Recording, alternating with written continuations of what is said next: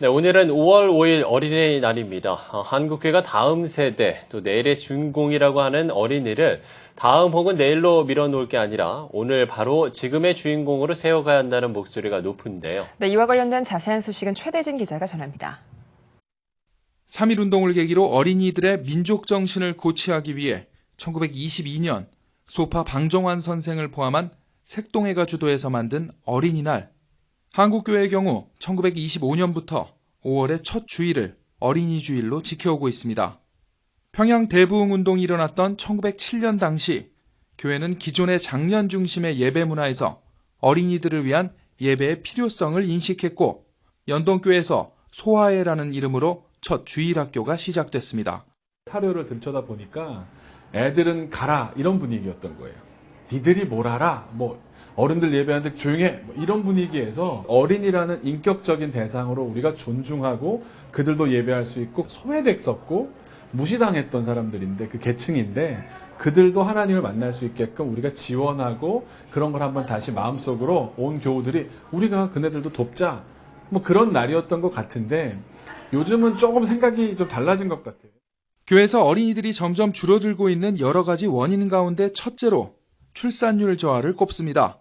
하지만 전문가들은 교회가 어린이에 대한 의식 구조를 먼저 변화시켜야 한다고 지적합니다. 교회들은 무슨 일만 있으면 툭하면 교육부 재정 줄이자는 거예요. 어린이, 학생, 청년들 재정 줄이자는 거예요.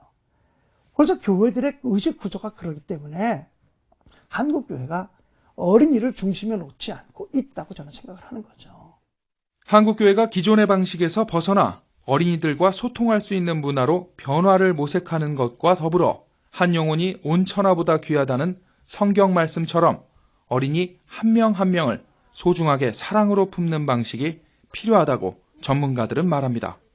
지금은 그런 매스 커뮤니케이션 방식이 아니라 1대1의 방식이 통하는 시대인 것 같아요.